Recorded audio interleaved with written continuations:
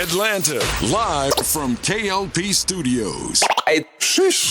Ever wonder what went down behind the scenes of our top stories? Say what? Then tune into What Had Happened Was, the only radio station that takes you straight to the source. From coast to coast, tune in now as we dive deep into the stories, the drama, and the moments that shape the culture with The swanky one, new K.L.P. and with your girl, Evelyn Opens.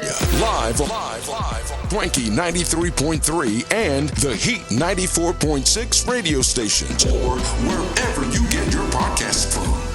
I'm ready. Wait. Seems like you're ready. Seems like you're ready. I hope that you are ready. I was like that on Valentine's Day. Yo, what's up? We are busy. Wait. I feel like I broke a chair or something.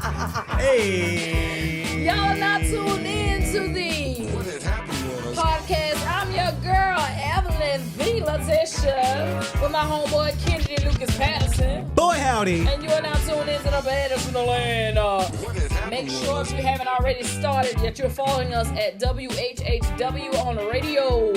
Radio 1 on Instagram. Whoop. Messing And up our promo. the What Had Happened podcast on Facebook. You can also listen to us wherever you get your podcast from.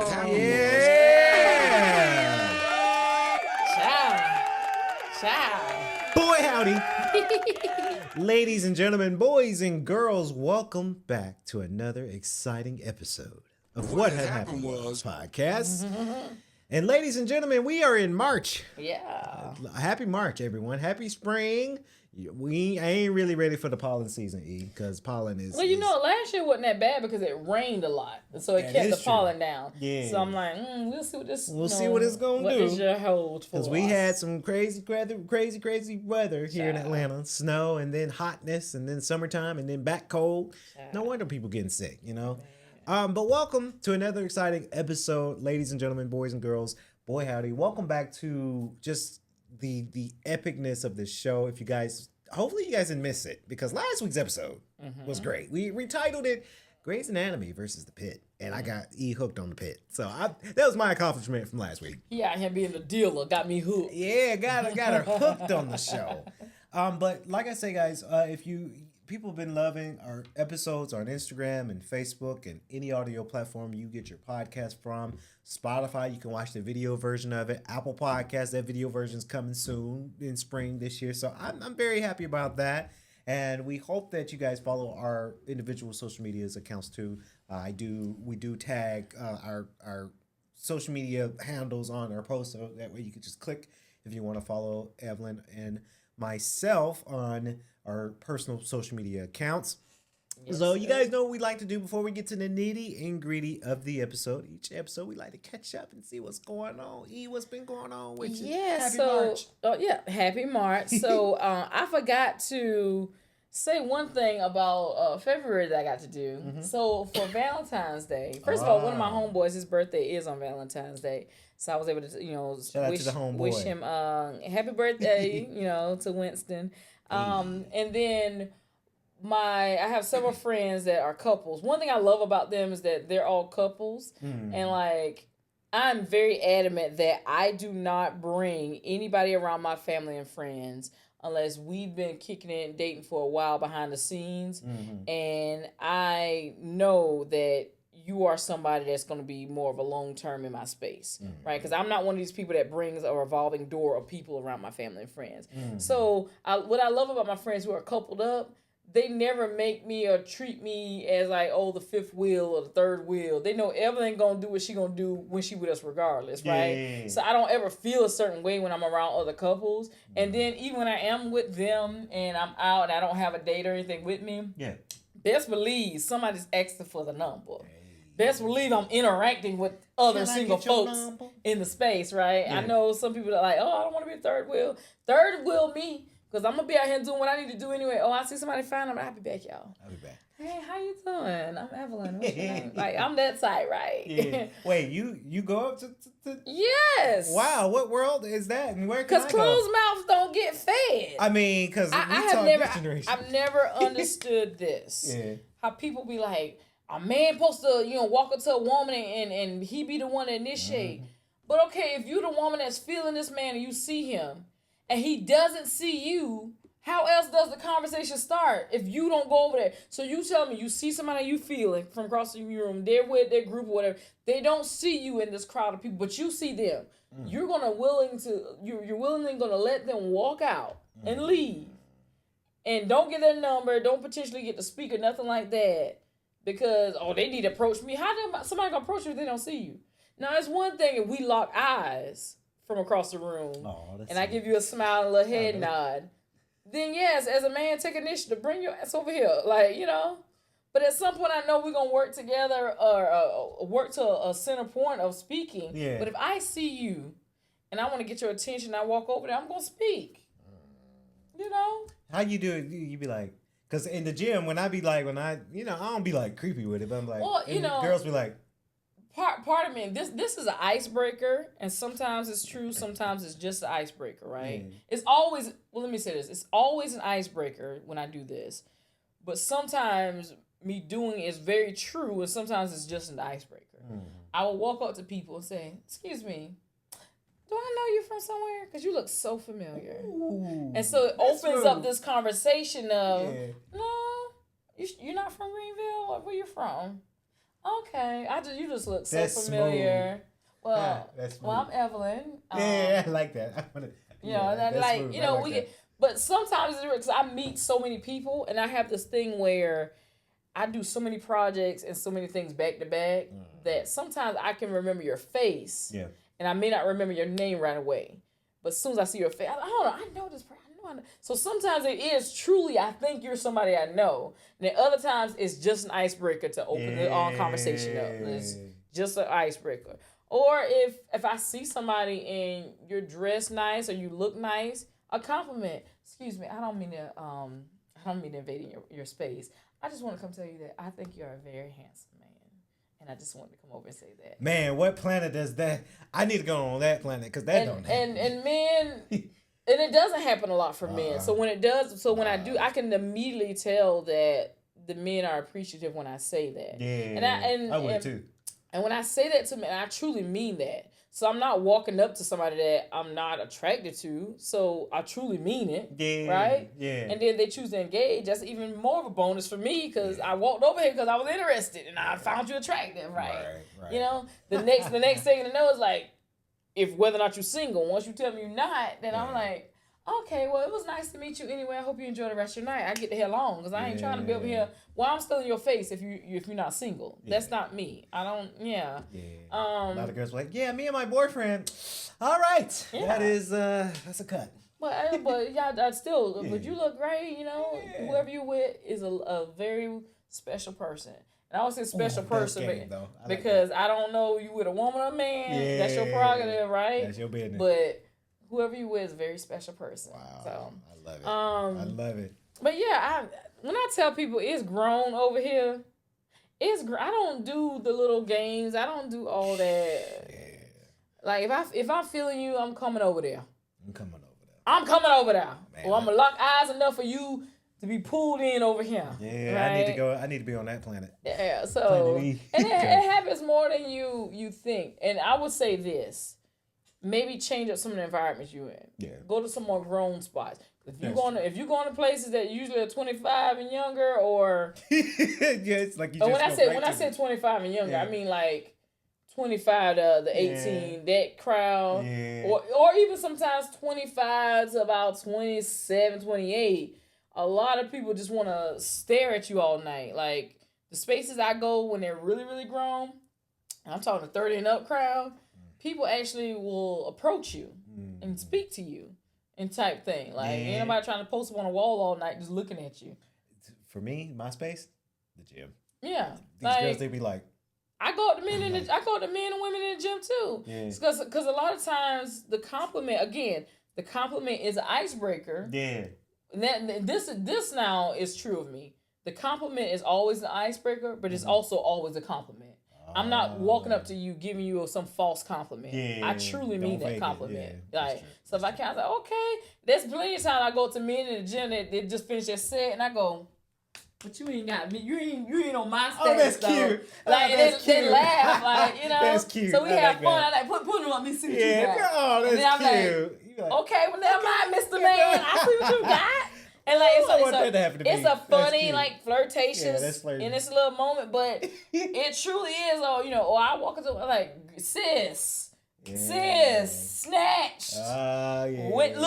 When I get this together right here, they gonna be able to tell me nothing. So I did have, and you know the girl that she probably watched the show, but.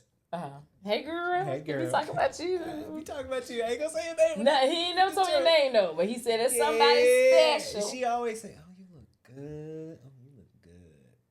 So why did I always wonder that because it's like she probably says probably it every day, it. every time we say, okay. Now hold on. When she's saying it, do you at least compliment her back, or you just sitting there going? I need to learn to not be like, "Oh, thank you," like because it makes me look kind of sassy a little bit. But I do need to compliment her. Saying thank you acknowledges that you appreciate what she said to you. So same thing. But at least if you do find her attractive and you see things that you like about her, give her a compliment, reciprocate that. Yeah. So she comes up to you. She's like, "Oh, Kennedy, you look good." Yeah. What you gonna say? We're like, well, thank you. You look good too yourself. Yeah, see that starts the conversation in a lighter voice because I don't want to be like, yeah, you look good. Because that first of all, just use your regular voice. Because then, girl, you go out to a woman, then you gonna have to start like remembering to use that fake voice all the time. Hold on, when your voice deeper? Yeah. Was it deeper before? What you doing? But no, like she walks up to you and she gives you the compliment. You get a compliment back. Now it's opened up this conversation of, oh, so what you working on today? She has asked me that. And then y'all have a conversation, like, we had some deep conversations. Yeah, so it's not vain to say thank you. I was massaging my back. I had a massage gun. She sat right next to me. We was just chatting it up, like you want to try it? So I was about to say, I was about to mention, it actually does help relax your muscles. Would you like to try it? But I didn't know if that was like because I'm sweating and I'm like huffing and puffing and using this thing on my back, and it's like I didn't. But you ain't put it on your bare back. I didn't. Yeah. So it's just a question of asking if she got. The thing is, when it comes to conversations and getting to know people, you ask questions, right? Yeah. That's the prerogative to try to get this conversation to move forward. Right. Now, when you ask questions or you're holding this conversation with somebody, they have the opportunity to say yes or no. Yeah. So the fact that you didn't ask her to use it, you didn't propel any conversation further. But had you said, hey, you want to try it? Then you open up the conversation, she can be like, yeah, let me try it. And she may want you to do it, or she may want you to answer it. Or cute. She may be like, nah, I'm good on that. Okay, cool. But if you ever think about getting one, you should get this series right here because this is a great one right here. Yeah. Like, it opens conversation up. But if you never say anything, you should be sitting watching from the sidelines. Now that's the creepy part. I feel like a lot of girls just be watching and never say nothing to me. I'm like, there's like two girls that just watch me work out and just stare and like, you can come say, hey, I'm not. Or if you see them and they're watching it and just yesterday this happened too. and they look like somebody you interested in, go speak to them. Yeah, there's this one girl. She was doing I don't know what exercise. She had like a weight ankles, and she was doing I don't know what it's called, like stretch, some sort of stretch, and like I'm like doing my thing, listening to music, and she was like, I don't know if she was seeing stars or she was just looking at me, but she was like, I was like, you look like you about to. I love it. In the future, I'm gonna put Kennedy through Evelyn's boot camp so we can get him talking to more people. I know. I need and keeping this conversation going. And that's the one thing about me is I tell people I never really truly meet strangers. Yeah. Because I'm open to conversation. Even when people come up to me and if I don't find them attractive or interested, but they interest me, that doesn't mean I have to stop the conversation with them. Yeah. Like we still can shoot the breeze or whatever, unless the only reason you came over is just to say that and now you feel a certain way because you got rejected and you want to leave because you feel bad. That's fine. I'm going to let you leave. But I have conversations with people all the time, and they're not always indicative of, oh, we're having this conversation because I want to get to go on a date with you. Yeah, just shooting the breeze. Shoot the breeze. I wish I could shoot the breeze with one girl that I had a crush on last year, but the hardest thing is letting somebody go when you know, like, I don't think she's interested. But like, I feel like once you get over that, it's like, damn, I used to like her, because then the other girl came around, right? Yeah. The girl, And so it's like the older you get, if you truly are trying to, and this is me, I work on myself daily. Yeah. Because I'm always in this period of let me keep growing. Yeah. And if you're truly working on yourself, one thing you'll come to realize the older you get is everybody is not meant to be in your life permanently. That is true. There are a lot of short-term people that come in to do one or two things. They come in to let you learn more about yourself or learn more about the world around you. Yeah. And so they may not be that one interaction y'all had, maybe the only interaction you ever had. But in that, what did you learn about it? What did you learn about yourself? What did you learn about the world around you? So that's how I started looking at interactions with people. Because sometimes we would get bogged down in, this person I just met, this got to be a long-term thing. I've got to put this in. And then it fizzles, right? Yeah. And then you're like, well, why didn't that work? Like, it probably wasn't meant to. Yeah. It was supposed to be for a specific time for you to learn something. And what did you learn? Right. How do you carry that forward to becoming, to keep becoming a better person, a better version of yourself? That's true. And so that's how I look at interactions now. I don't look at interactions as, oh, that was bad, that was hateful. I'm like, it didn't work out, or it wasn't as long as I would have wanted it to be, but I learned something I could take from this. Yeah. And like you said, as soon as that ended, somebody else came around, right? Yeah. It took a couple months, but she came around. Yeah. And patience is key. I've been single now. Like, I tell you, I filed for divorce in October of 2014, and I officially was divorced January of 2015. And so I've dated a lot during that time, but I have not been in a relationship with anybody, right? Because I know what I want, what I need, and I also know the life that I live with all the entertainment. I know how my schedule is, all kind of stuff. I know who fits with me in that way. Right. And a lot of people just don't have it. They think they do until they get on the side, and then they they don't do well over here. Right. And like I said, I'm a very outgoing person. I network a lot and stuff like that. So you can't be over here with me and be insecure. Yeah. You can't be over here. I'm a very trustworthy person. I'm very loyal. You can't be over here and every other day, who that is calling you? Who that I'm on your line? Business deals, bruh. I'm doing business. Like, and I said, bro, I always revert back to this. That for as much as people try to make women these hyper emotional creatures, the problems I have in dating are never from women. The men, oh my God. Oh my God. Oh my God. There's been women I've been on dates so it didn't work out. Cool. But there wasn't no like bad stuff. If I was to see them today, it's cool. It's cool. But there's certain men I'm like, I don't want to ever see you again in my life. Like, child, what? I meant, ooh wee. And I talk about maturity. A few weekends ago, maybe like 3 or 4 weekends ago, I was at karaoke, one of my spots downtown. I was in there. I know you lying. That's not. Was that me? That wasn't me. Where that came from? I don't know. Hold on. Because I'm on Do Not Disturb. I'm going to Do Not Disturb too. Sidebar. We keeping this in too.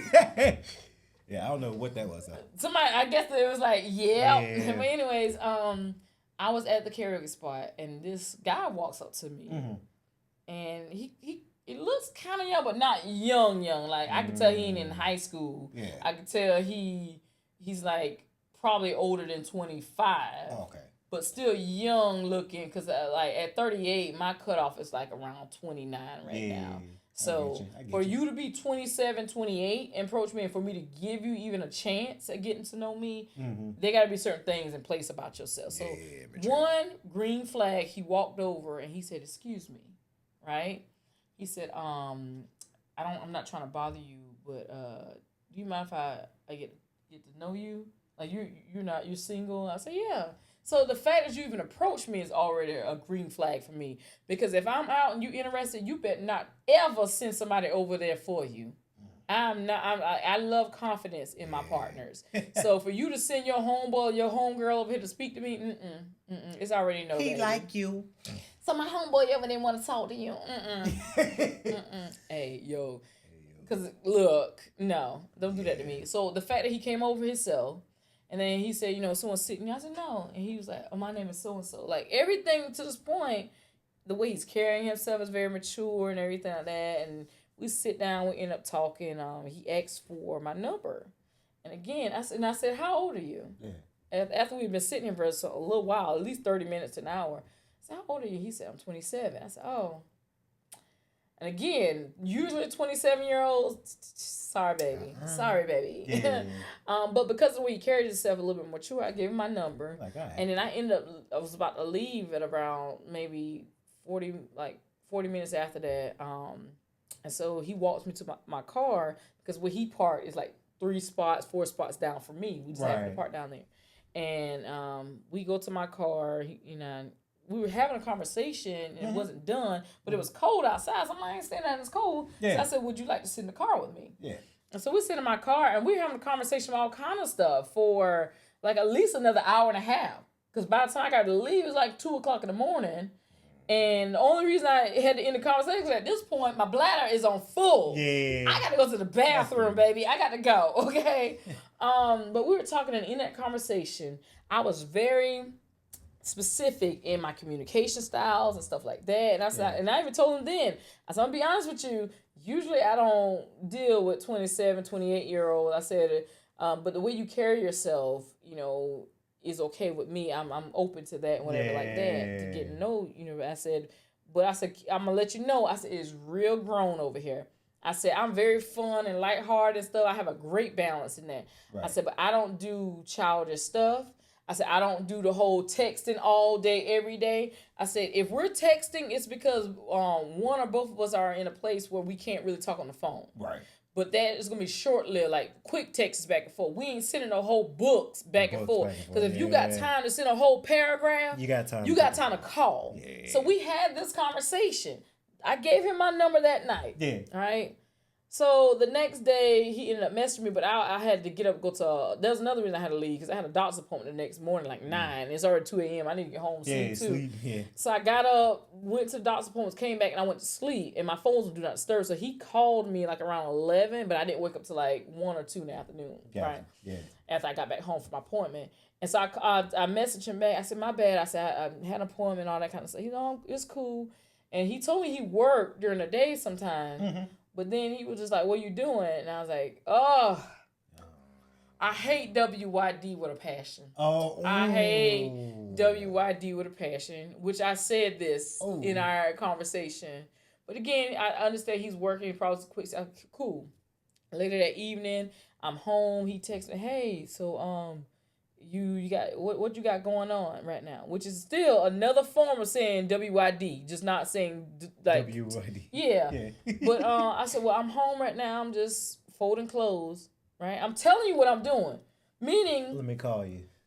If I'm sitting home and I'm folding clothes, I am home. Yeah. And I very specifically said in our conversation, because I multitask a lot, it's easier for me to talk to you on the phone with my earbuds in and still can be able to work versus you keep texting me and I have to keep putting down when I'm trying to finish the text you. Versus me talking to you, I can have a full conversation, fully engaged, but still move around freely and have my hands free. Mm-hmm. So I tell him that. And then he said, there's no response. 2 hours later, okay, you still home? Yes. I'm sitting home watching television, but I'm about to go to bed soon. Yeah. Still leaving the door before you to call. The door's swinging wide open. Double doors open. Still leaving this door open for you to call. Does not call. Jeez. And this time, it's probably around 10:30, something like that. Yeah. And so I ended up going to bed around close to midnight, I think. Was it midnight? You still at home? Close to midnight. A little after midnight, he messaged me. Because after I told him I was watching TV or whatever, he did message for some hours. Then I get a message a little after midnight. you going to bed like right now? I did not respond. I did not respond. And then the next few days, like, it was more. He would text me here and then, and I would text him back 1 or 2 little words, whatever, like that. And then finally, a week or so went by. I'm trying to find this message. Hold on, because I still got it in here. Because I want you to hear what I had to say. Where is it? Oh, that's funny. Oh, here it is.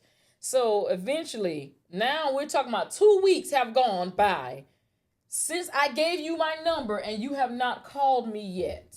2 weeks have gone by. And so on that Monday, he said, I guess you ain't interested. LOL. And I said, mind you, the last time we text was February 11th on a Wednesday. Yeah. He said, you must be busy. I said, no, just laying in bed, relaxing and winding down. That was on February 11th. Told you what I was doing. Just lying in bed, relaxing. You could have called. You didn't. Called, yeah. And he said, oh, no wonder, LOL. That's all he said. No call. So then 5 days later, 5 days go by. Jeez. 5 days, still no call in all of this. The very first time we met was on February 8th. So now we're talking about February 11th was the last time we corresponded via text. And then on the 16th, 5 days later, he messaged me and said, I guess you ain't interested, LOL. And so I messaged back, not anymore. See you around. Ooh. Take care. Ooh, not anymore. And again, this ain't something that we didn't have a conversation about. Because in the car, I told him, I said, I'm it's grown over here. I like to communicate. I said, if you trying to get to know me and you ain't picking up the phone trying to call, I said, I will hit you with the take care. Yeah. And I mean that very, very much. I want you to have whatever best life you about to have, but take care, right? And so when he said, I guess you ain't interested, I said, not anymore. See you around. Take care. He said, I figured, LL, you wasn't even trying to reply or text me. Anyways, I was just making sure, ma'am. And then I messaged back. He hit you with the ma'am?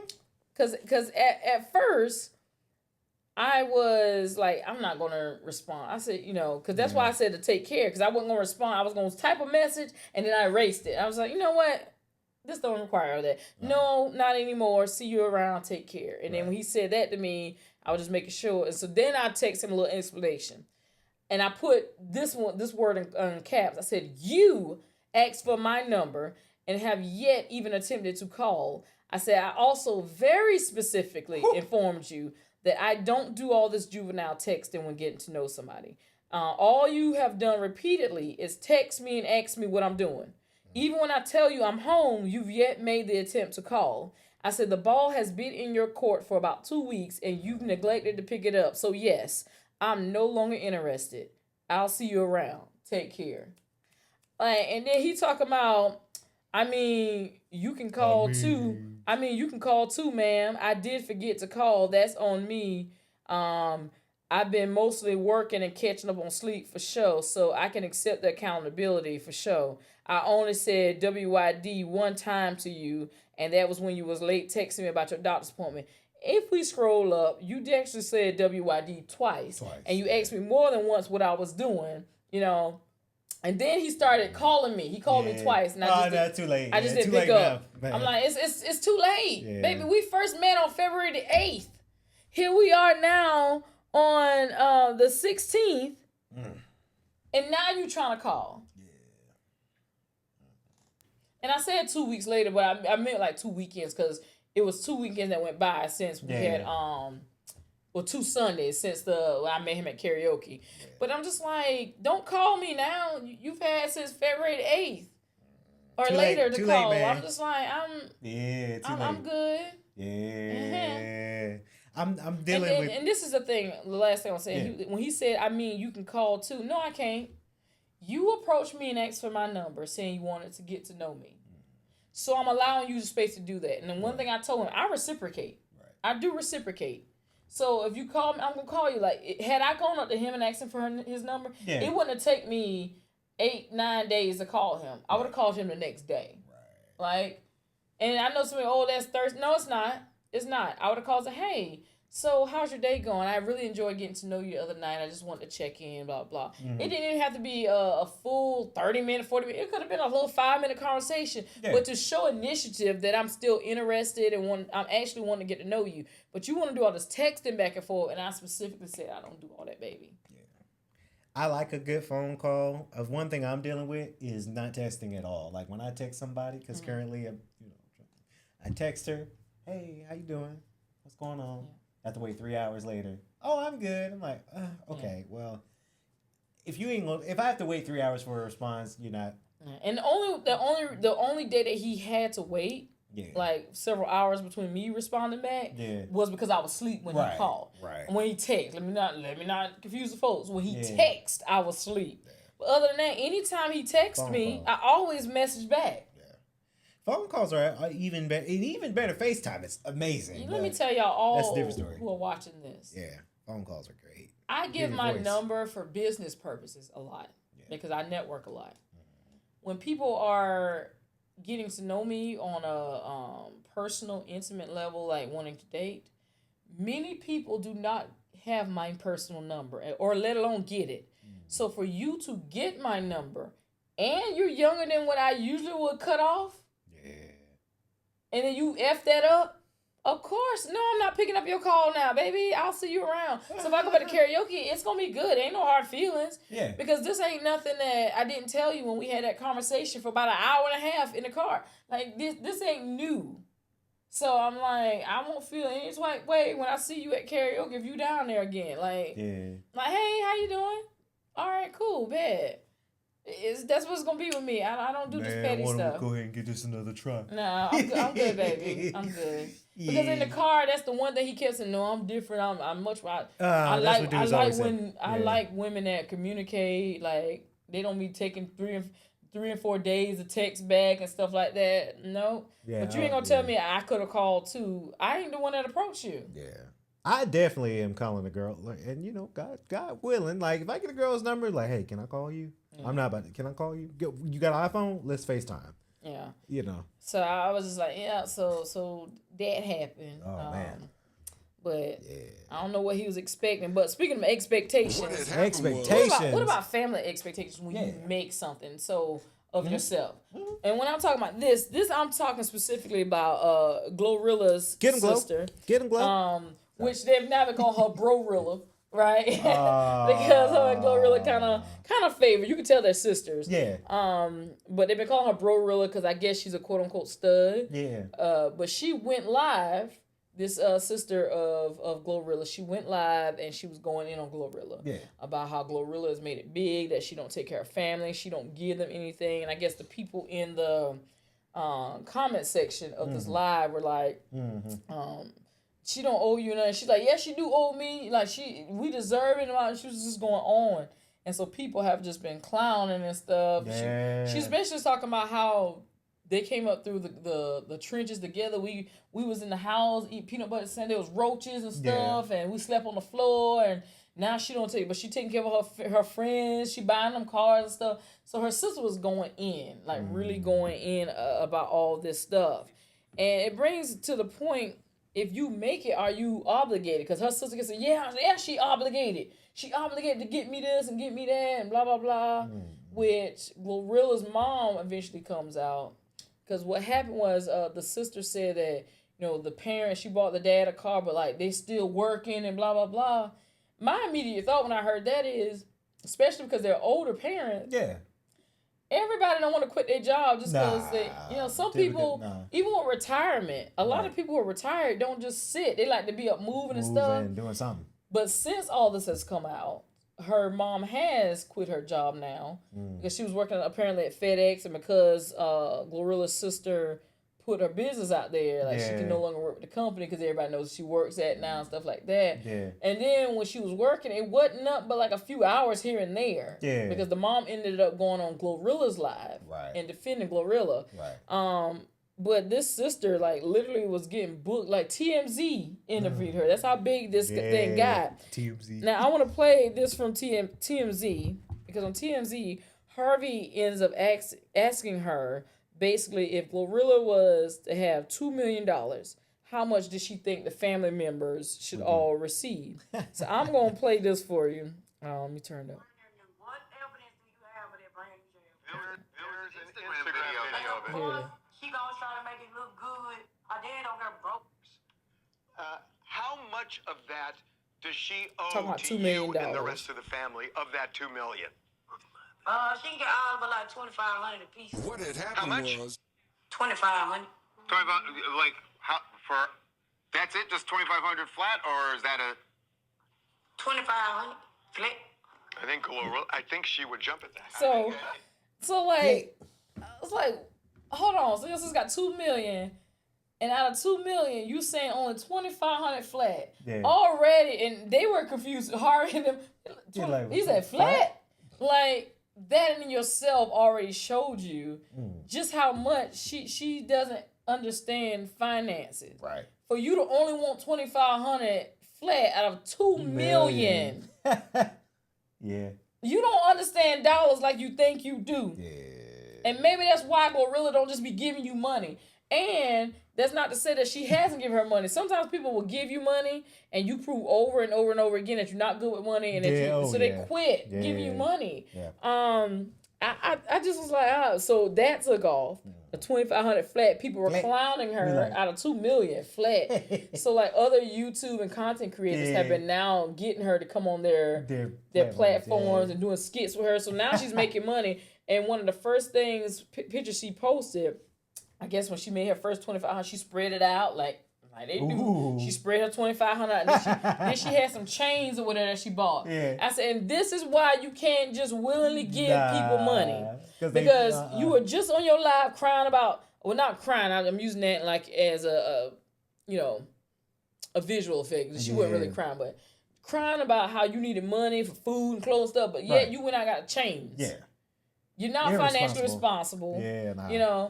But when you listen to her more and more, she seems to be, she definitely is a character. Yeah. So her teaming up with content creators are great. I don't agree with you trying to get on here and just put Glorilla out there and bash your sister, because you really ain't getting that money now. Yeah. You really, and then she showed some old video footage of Glorilla getting in a fight and this girl beating up on Glorilla like. It's like almost like extortion. Yeah, it's like you want to say, oh, my sister ain't doing nothing, family and this blood and all, but then you trying to tear your sister down publicly. And you showing this picture of her being harmed physically. Yeah. But yet you want her to give you money. Yeah. I think this is a sign of disrespect. Now, Glorilla, first of all, Glorilla earned everything, money, the fame, the riches, the awards. She earned that stuff. Yeah. I'm on Glorilla's side 100% because she worked hard on her craft. Mm-hmm. It's a funny craft, some of the words she can't pronounce when she do interviews. But that's dialect, for her region. Yeah, but she earned that out of her blood, sweat, and tears. And family members want to have a come up because I don't have to work. Just because we laid in the same house, right? That should be even more incentive for you to get up and do hustle. Like if both of y'all in the same environment, yes. And she hustling and all this kind of stuff and doing find your hustle. What happened with your hustle? Yeah, find your hustle. You're able to talk about all the stuff that y'all was in as kids and coming up through as teenage stuff. And another thing that came out was that this same sister apparently pulled a gun on Glorilla before and was threatening to kill her and got arrested and stuff. I think Glorilla need to have a restraining order just in case. When you threaten my life, you might as well go ahead and write yourself off from me. Yeah, you can never come back over here and ask me for money. Yeah. Once you do it, you're gonna do it again. Like you're gonna do it again. I just think her sibling needs to find a hustle of her own, and maybe she did, because now she's a character. She got her. They're doing skits now.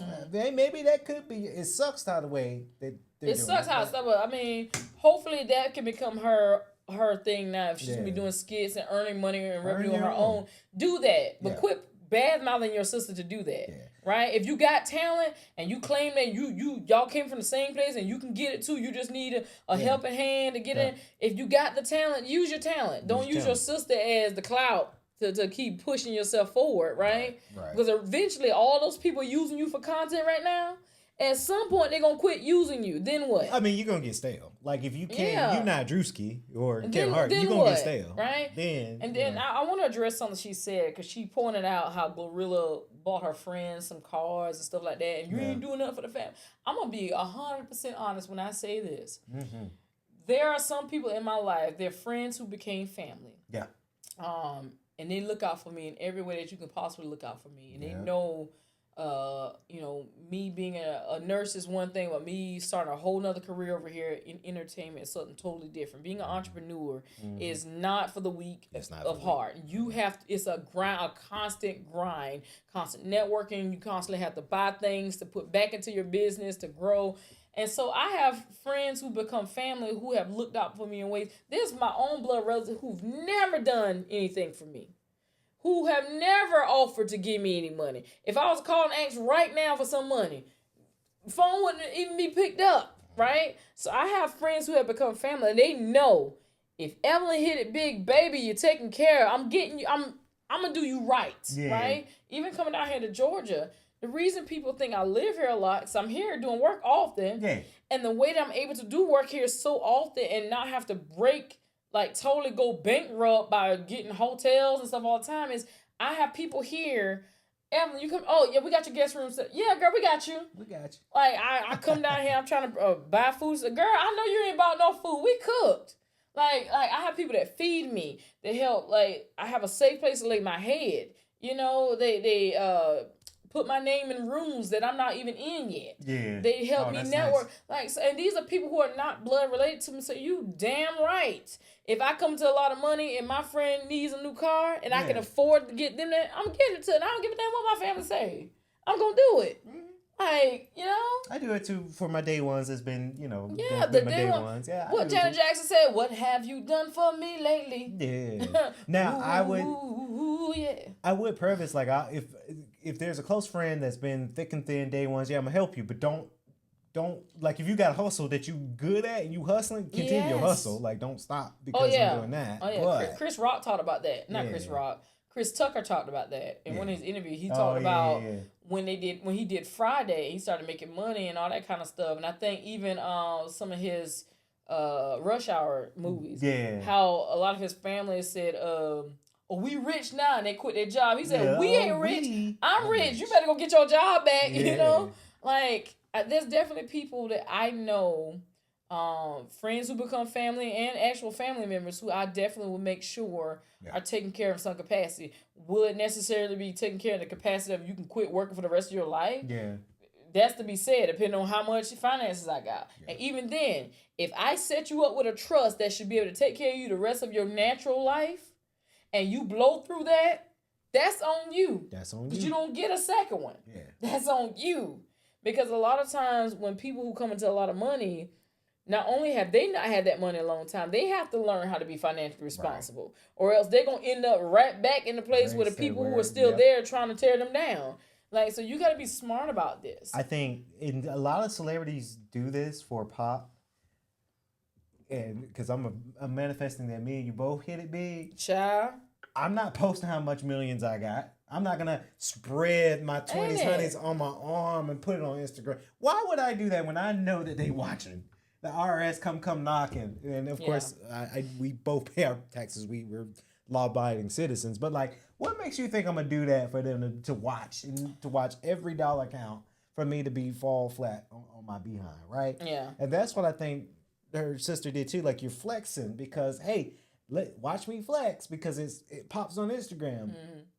But if you fall on your face, then and the same way she flexing and acting like the same stuff like, Glorilla don't do the same way you flexing. Yeah. Be prepared that them same people you hang around with that you was talking bad about your sister on the line, them same people gonna start asking you for money, digging in your pockets. Cause now you got it.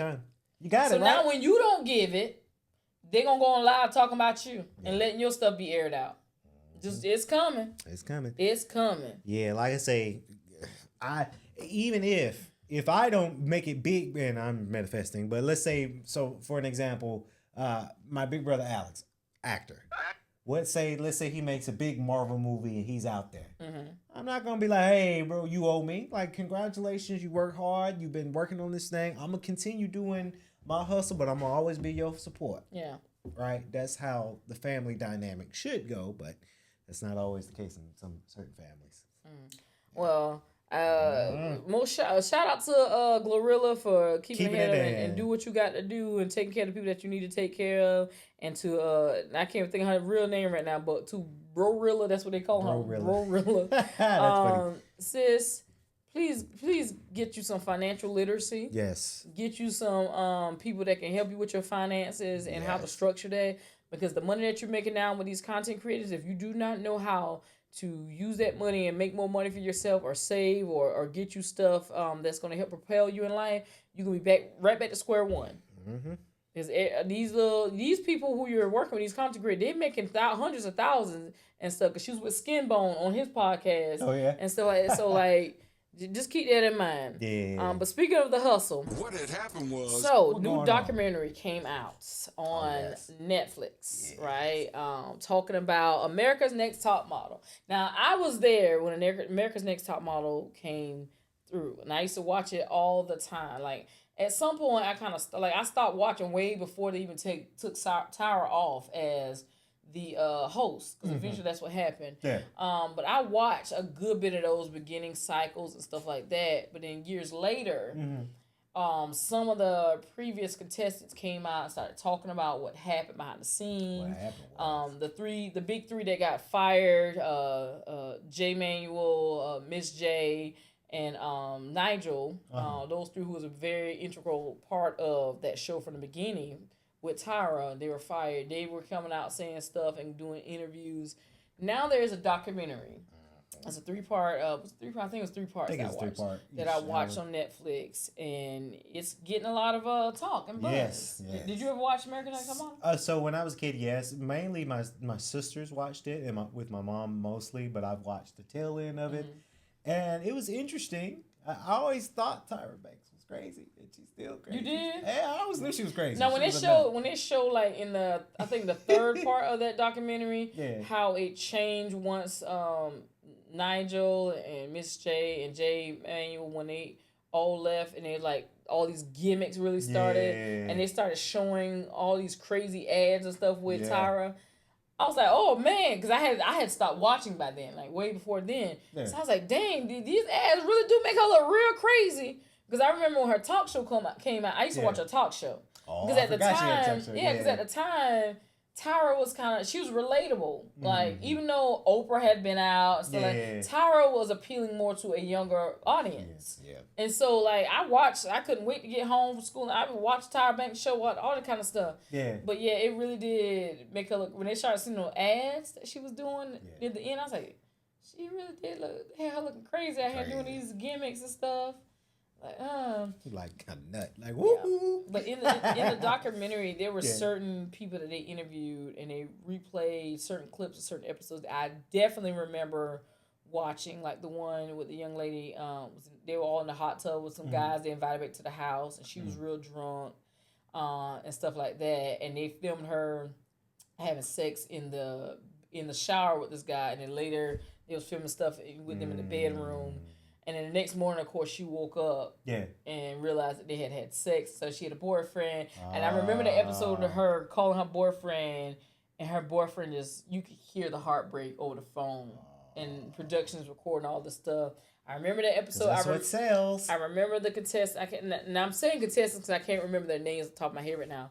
But I remember the other contestant when they had the men. She had the men dance up on them, and she told the one guy how uncomfortable she was putting a stop, and he kept doing it. And she told Jay, she said, "I just want to stop. I don't feel comfortable because he's moaning and stuff in my ear, and he's rubbing up on me." They got this sexual assault on camera. Yeah, that's what it sounds like to me.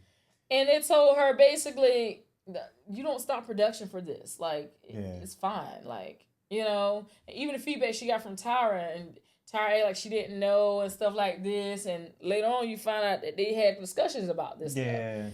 And so it's like, wow, that's crazy. The one thing I took from the whole documentary that a lot of people took from is that Tyra isn't really being accountable.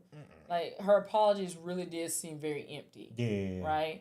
But on the other side, for them to try to put everything on Tyra's head as she solely is the only one that needs to be apologizing and held accountable, I think is bullshit. Yeah. Like the other three that got fired, they had every much as there was a part of all that stuff that they did to those girls. Because I'm like, the whole time they're talking, they kept trying to make it seem like this is Tyra, this is Tyra, this is Tyra. I'm like, y'all do know we were seeing y'all on TV too, right? Yeah, I blame the producers too. Like even when they're showing the clips, like Jay Manuel, we see you in the clip when the young lady specifically stopped and told you she was uncomfortable because this guy was touching her and moaning in her ear. Yeah. We see you on camera in that moment in real time, give her feedback and make it seem like this is what we do. Like, do your job. We're here. Everyone's here. Like, we see you. And so for them to try to make it seem like it was just Tyra Yeah. And then the one young lady, I think it was Danny. I do remember Danny. She had the gap that she loved her gap. Yeah. And Tyra then basically made her get her gap closed, like closing her gap, because they basically told her if you don't get it closed, you're going home. So she gets it closed. Then just for on the next cycle, to have a girl that had a gap, and then they decided to widen it. Whew, that sounds painful too. So to tell and this hurt more so because Tyra, as a black woman, you told this other black woman that she would not be able to get work in this business because of her gap, and that she needed to close it. And you make her have this dental surgery, or else she was going home, and she's like, she came just too far to, go back now. Yeah. And make her get it closed, only to have a white girl, a white contestant on the next cycle or two, who you widen her gap and you giving her praise and stuff. You talk about starting with the intentions of you want to give little black and brown girls and women who were not your traditional model types a chance stuff. But here you are, you tore this black woman down and made her basically get her gap filled, and then you have a white woman and you going, oh my gosh, this is so beautiful, you're unique, and it was just like, wow, wow. Because the network told her like, hey, we're not producing this. Yeah, that's what I think. It's just crazy, and one of my Facebook friends, shout out to Cece. Cece. She wrote down, and I agree with what she put. She said, note. No debate was asked for on this specific post. Use your personal journal to sort out your feelings. Yeah. She said, yep, hate what happened to Miss J, but none of them took accountability. And for those who may not understand or haven't seen the documentary, so Miss J had a stroke. And Miss J was a tall, dark-skinned black dude. He met Tyra at 17, they said, and taught her how to walk. He's been teaching models how to walk for a long time, right? Yeah. And so Miss J had a stroke, to which he was in a coma for several, I think, weeks or months or something like that. And then when he came out, he couldn't talk, couldn't walk. He's regained his speech and everything, but he still cannot walk. And the one thing he said, I'm the person that taught and teaches models how to walk, and I can't walk. So it was very heartbreaking to see that. Yeah. But again, he's not faultless either, because I remember plenty of episodes I watched. Yeah. And Miss J would go in on these girls' looks and how if they weren't cute and this and that. And I just look at the TV like, sir, you ain't attractive. I mean, maybe to somebody, but to me, I didn't think he was cute. I was like, from where I'm from, they would have called you an ugly bugly, a dusty bunny, or something like oogly moogly. Like, that's what I was getting. But I'm like, so I never call people that looks until you step out of your lane. Yeah. And you calling people ugly and stuff. I'm like, have you looked in the mirror? That's how I used to feel when he would be going in on these girls' looks sometimes. Yeah. Right? But I'm going to go back to this. Again, she said, yep, hate what happened to Miss J, but none of them took accountability. All of them are just as guilty. Everyone talking about Tyra and Ken. Ken was her co-producer, right, but not the others. A few things can be true at the same time, and I feel many tend to forget that. And as one comment said, while the intentions may started off as good, things went left. We can only go by what Tyra said her intentions were for this show originally. We are not God, nor do we live in her brain. I also seen a few posts bring up baddies as a comparison, and even Jocelyn's show, her cabaret show. The difference is you didn't have anyone selling you a dream. So on baddies and Jocelyn's, they're not selling you this dream of you're going to be some big time supermodel and stuff like that. Yeah. So there's no comparison.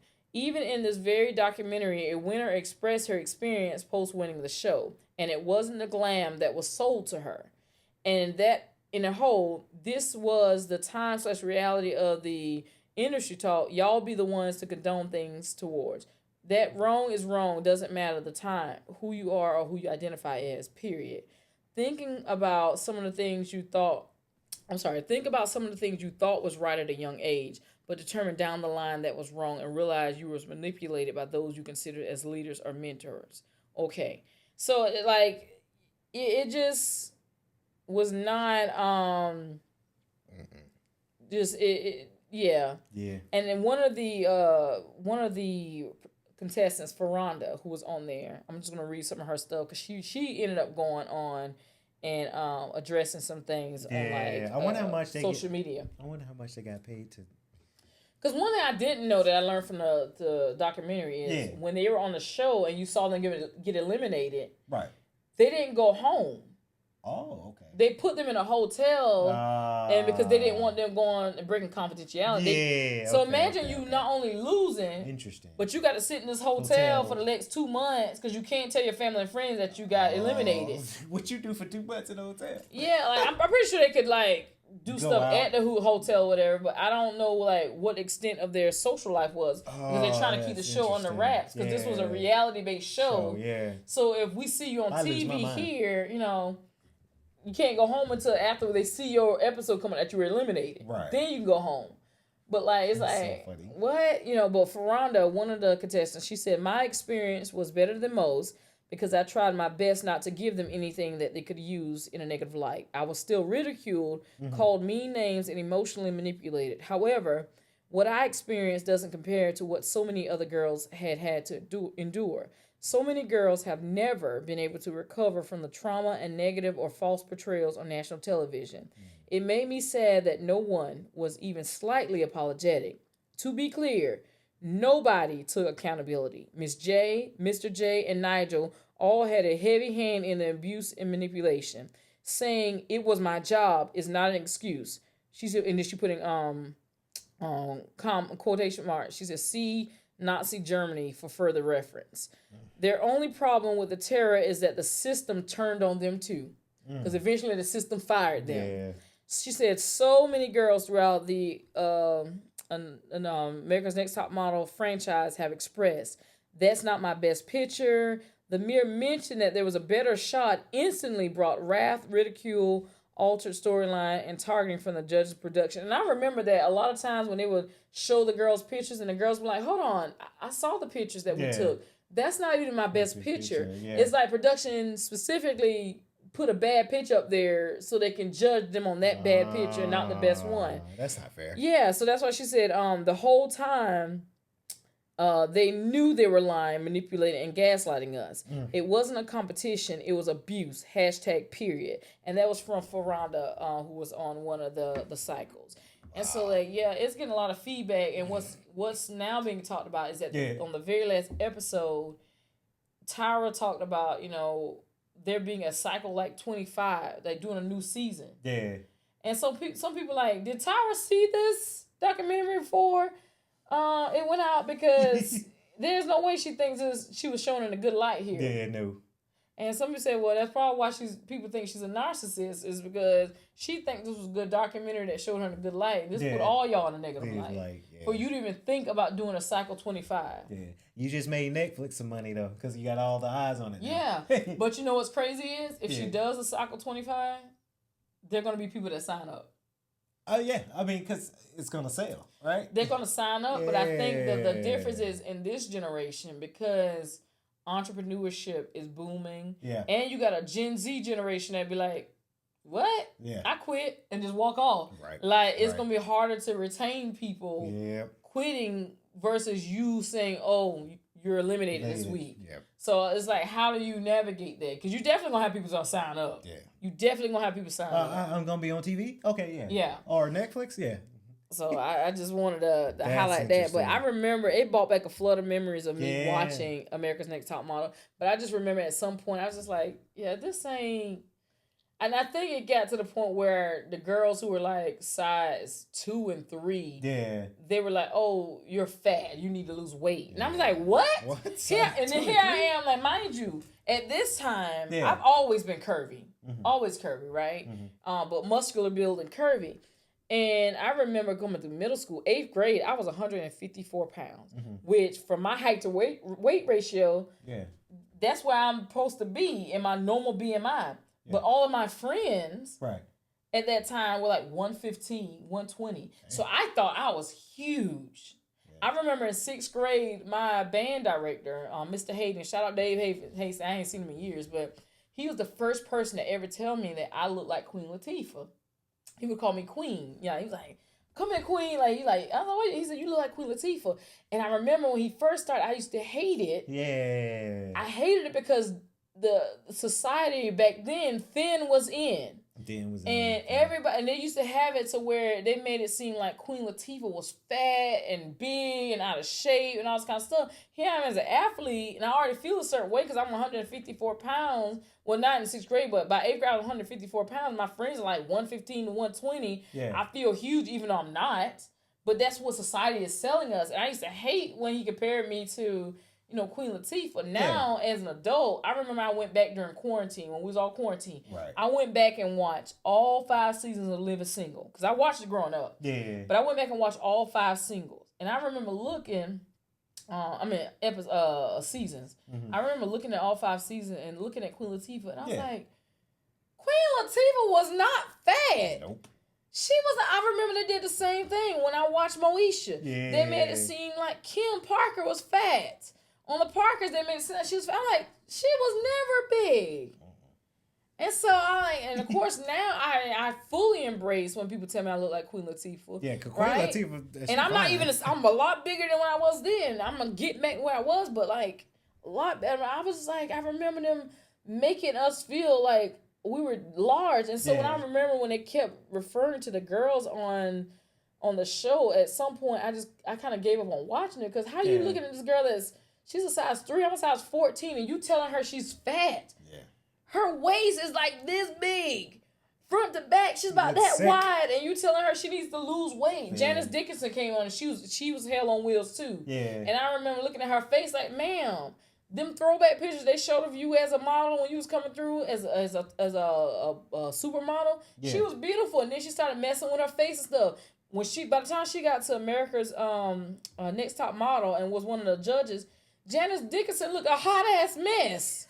A hot mess. And I'm like, but you have the audacity to sit here and talk about these girls' size and their face and their stuff. Both of the Jays did the same thing. And I think that's when I started, tuning it out. Yeah. So, all the other cycles that came much later, I think I may have made it up to, maybe cycle 10, 11, if that.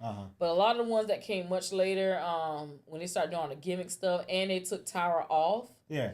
And then you took Tyra Banks off, who this was her brainchild, her baby, and you got her as a representation who was standing in. A lot of black young girls and boys and all, everybody looked up to her, and you take her off and you put a white blonde woman in there. Yeah. It was like, what? So, I didn't even know that because I didn't watch all the later cycles. I didn't even realize that they had a cycle where they did men. I didn't realize they had a cycle. Yeah, I didn't realize they had a cycle where they did just plus size women. Because I had quit watching after a certain while because it was just too much. I'm like, this is so. This don't seem like what it started as. I remember that feeling. Yeah. And then also, like I said, growing up in that time where society was like, thin is it. You gotta be thin. You gotta be thin. Yeah. I'm playing sports. I'm outrunning girls that 120 and 115. Cause I was fast, but I just was curvy and stocky, right? Yeah. But thinking I was huge. Right now, if I was 154 pounds right now, people like, girl, you been smoking crack? I would look skinty. Because I know people, even in the gym, they 120 pounds, little. You look sick. When I graduated high school, and to put in perspective, when I graduated high school in 2006, coming up on my 20-year reunion this year, I was a solid 205. Yeah. I did not look like I was over 200 pounds. Most people thought I was 160, 170. But because, again, I was more muscle than everything. And I played multiple sports. I was in a band, in the drum line. We carrying drums. So, girl, there was muscle. There's still a lot of muscle. And I got, fat on top of it. We working this fat down. But I have more muscle than anything up in here. Yeah. And I just remember, thinking I was huge. And looking back, I'm looking at some of my old pictures. I'm like, I was not big. Hell, I always tell myself if I ever meet Queen Latifah, I feel like I need to personally apologize because for a long I hated being called Queen Latifah or her lookalike because people made it seem like she was just huge. So when they would tell me that, I took it as them trying to be like negative or calling me big or fat or something like that. Like that's how I took because that's how they made it seem Queen Latifah like was in the 90s and early 2000s. Like she was just big person. Yeah. And I look back, I'm like, Queen Latifah was not huge back then. Nah. Like, she literally was my size in high school. Like... She fine now, too. Child, she married, though, yeah, so... she is. Fine, so... But if she wasn't... Hey, Queen Latifah. Anyways. There she's rich. We gonna move on. What had happened You was... posted this on for our Instagram. There is the facing a condom shortage. Yes. Now I found the Winter Olympics. So the Winter Olympics is going on right now. And shout out to the Olympics because they look like they're having a good time. But the Winter Olympics reported facing condom shortage after athletes go through 1,000 in just 3 days. Read that again. After athletes go, 10,000. 10,000. Oh, I'm sorry. I read that. 10,000 in just 3 days. 10,000 condoms in 3 days. Yes. One, shout out to the Olympics for at least for even giving them condoms. I know. Because they let you know at least y'all try to keep stuff. They safe. Shout out to the athletes for at least using the condoms. Yes. Right? On the flip side, it's cold up there though. It's when it's cold in Milan, Italy, is there where y'all like they getting it in, ain't it? So they gotta get cozy. Golly. That's a lot of condoms though. 10,000 in 3 days. 10,000 condoms in 3 days. Now, mind you, they're giving it out. It didn't say that this was just the U.S. or just this is across all the countries that are participating. But 10,000 condoms they go through in just 3 days. I can't be mad at it. I can't be mad at it because one thing that I tell my friends and my close friends and my friend circles, and not to get gross on the show, but I'm always going to be an advocate of safe sex. Yeah, always. Because that's one of the things that I am scared of besides snakes and failure is any sexual transmitted diseases. HIV, AIDS, STD. I don't want any because that scares the living crap out of me. So I applaud these athletes. If they getting it in. Not you making... I had to. I'm sorry, I had to. Not you making the clap sign because that just had me sounding. I had to do it, E. But they're doing it safe. Now, there's a running joke, too. Because it was, I think the story broke out a few days ago, and it was around Valentine's Day, and people was like, okay, you take your girl out today, November of this year, she gonna be, pregnant because it's 9 months and whatever. So my friends was like, they're gonna be just like the Valentine's Day meme, where they're going to the Olympics in February, and then in November, somebody's pregnant. Because of, Well, and to paraphrase, I forget which song it was in, but Lil Wayne said, he was saying, practice safe sex. Use a latex, practice safe sex before you get that late text saying I'm late text. Yeah. Something like that, yeah. I like that. And I was like, oh, man. Yeah. Right, the pregnancy and all that kind of stuff. Yeah. And you just talked about Valentine's Day. I forgot to mention that in our what have you been doing thing. Yeah. That's one of the things I did on Valentine. I got onto Valentine, but I didn't go fully. I talked about the couples and everything. Yeah. Well, one of the couples hosted a Valentine's couples event, and I got to host it. Oh. And so I got to eat with them and everything. Yeah. Full spread. I'm gonna put a reel up. Once I get all the pictures I want to put together. But the reason I was there and I was hosting it is because they played couples games, and I was hosting the games. And so I was like, I'm Evelyn Letitia tonight, a.k.a. Eve Harvey. That's cute. And so we had a great time. That's what I meant to say earlier. I never got around to that story. But yeah, y'all make sure y'all wrapping it up. Wrap it up. Hey, look, I can't be mad at it. I can't be mad at it because I'm an advocate for safe sex. But that is crazy. Will they get more in time though? Because people winning. Once you win, you want to celebrate. You want to drink. You want to get. After you won a gold medal, you feel like you're on top of the world. Well, for me in general, if the Olympics was handing out free condoms, I'm gonna take them. Yeah. But I'm gonna already have my own on deck anyway, so True. I keep my own condoms on deck. I don't ever show up and like expect the other person, and nobody should. Yeah. You should never show up and expect the other person to be the one that has the condoms and looking out for y'all's sexual health. Like, you should be carrying your own condoms. Like, I keep them now. I'm just going to put this out there. The kind that I typically buy are the Magnum Raw, right? First of all, most times if I'm dealing with a man, you're going to be able to fit the Magnum Raw. You don't need nothing smaller than that, right? So there's always that. But in just in case, I have other smaller sizes, but them smaller sizes only go down to a certain smaller size because, baby, I don't do micro. I don't do micro. That's funny. You know, average and above, but mostly above. No turtleneck? Well, that's not my preference, but I have. It's not my. I'm here. It's not my preference, but I have. And I think sometimes that is more so on the nursing side of me because I have had to do like catheters for males. And for those who aren't circumcised, you know, I would have to pull the skin back and put the catheter through the urethra, right? But you'd be surprised at how many men do not adequately clean, like pull the foreskin back and clean around the head of the penis.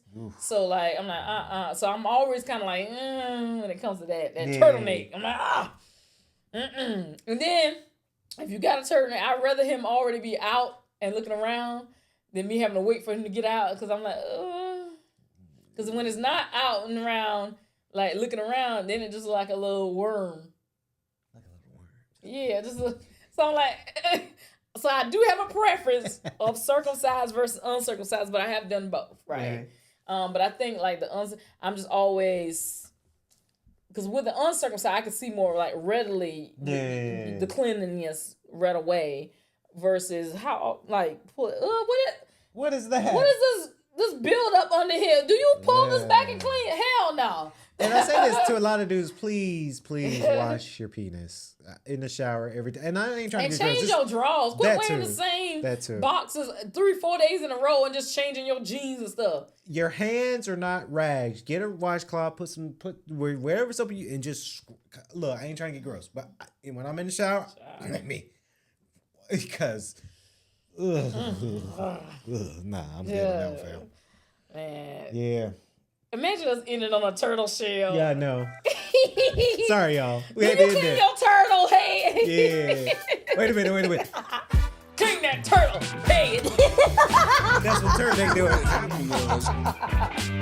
Thank y'all for tuning in to our podcast. We gave y'all an hour and 11 minutes, so y'all enjoy this one. I'm your girl, Evelyn Letitia, with my boy, Kennedy Lucas Patterson. Turtleneck.